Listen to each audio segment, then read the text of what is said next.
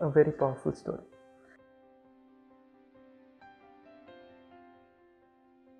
He remembered his grandmother's warning about praying on time. My son, you shouldn't leave prayer to this last time. His grandmother's age was 70, but whenever she heard the adhan, she got up like an arrow and performed salah, a namaz of prayer. He, however, could never win over his ego to get up and pray. Whatever he did, his salah was always the last to be offered, and he prayed it quickly to get it on time. Thinking of this, he got up and realized that there were only 15 minutes left before Salatul Isha. He quickly made wudu and performed Salatul Maghrib while making tashbih. He again remembered his grandmother and was embarrassed by how he had prayed. His grandmother prayed with such tranquility and peace. He began making dua and went down to make sajda and stayed like that for a while. He had been at school all day and was tired. So tired. He woke abruptly at the sound of noise and shouting. He was sweating profusely. He looked around. It was very crowded. Every direction he looked in was filled with people. Some stood frozen looking around. Some were running left and right, and some were on their knees with their heads in their hands, just waiting. Pure fear and apprehension filled him as he realized where he was. His heart was about to burst. It was the day of judgment.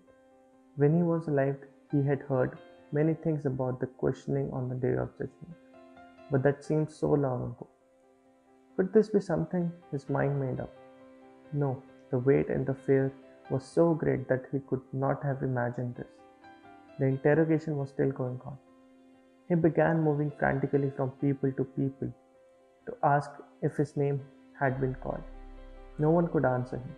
All of a sudden, his name was called, and the crowd split into two and made a passageway for him. Two people grabbed his arm and led him forward. He walked with unknowing eyes through the crowd. The angels brought him to the center and left him there. His head was bent down, and his whole life was passing in front of his eyes like a movie. He opened his eyes and saw only another world. The people were all helping others. He saw his fathers running from one lecture to the other, spending his wealth in the way of Islam. His mother invited guests to their house, and one table was being set while the other was being cleared. He pleaded his case. I too was always on this path. I helped others. I spread the word of Allah. I performed my salah. I fasted in the month of Ramadan. Whatever Allah ordered us to do, I did. Whatever He ordered us not to do, I did not.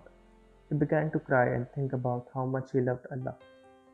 He knew that whatever he had done in life would be less than what Allah deserved, and his only protector was Allah. He was sweating like never before and was shaking all over. His eyes were fixed on the scale, waiting for the final decision. At last, the decision was made. The two angels with a sheet of paper in their hand turned to the crowd. His legs felt like they were going to collapse. He closed his eyes, and they began to read the names of those people who were to enter Jahannam or hell. His name was read first. He fell on his knees and yelled that this couldn't be. How could I go to Jahannam? I served others all my life. I spread the word of Allah to others. His eyes had become blurry and he was shaking with sweat. The two angels took him by the arms. As his feet dragged, they went through the crowd and advanced towards the blazing fire of Jahannam. He was yelling and wondered if there was any person who was going to help him. He was yelling of all the good deeds he had done, how he had helped his father, his fast, prayer, the Quran that he read. He was asking if none of them would help him. The Jahannam angels continued to drag him.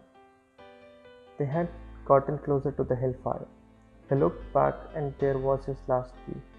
Had not Rasulullah said, how clean would a person be who bathes in a river 5 times a day? So to touch the salah performed 5 times cleanses someone of their sins. He began yelling, my prayers, my prayers, my prayers. The two angels did not stop, and they came to the edge of the abyss of Jahannam. The flames of the fire were burning his face. He looked back one last time, but his eyes were dry of hope, and he had nothing left in him. One of the angels pushed him in. He found himself in the air and falling towards the flames. He had just fallen 5 or 6 feet when a hand grabbed him by the arm and pulled him back. He lifted his head and saw an old man with a long white beard. He wiped some dust off himself and asked him, "Who are you?" The old man replied, "I am your prayers." "Why are you so late?" "I was almost in the fire. You rescued me at the last minute before I fell in." The old man smiled and shook his head. "You always found me at the last time. And did you forget?" At that instant he blinked and lifted his head from Sajda. He was in sweat. He listened to the voices coming from outside. He heard the adhan from Salatul Isha. He got up quickly and went to perform wudu.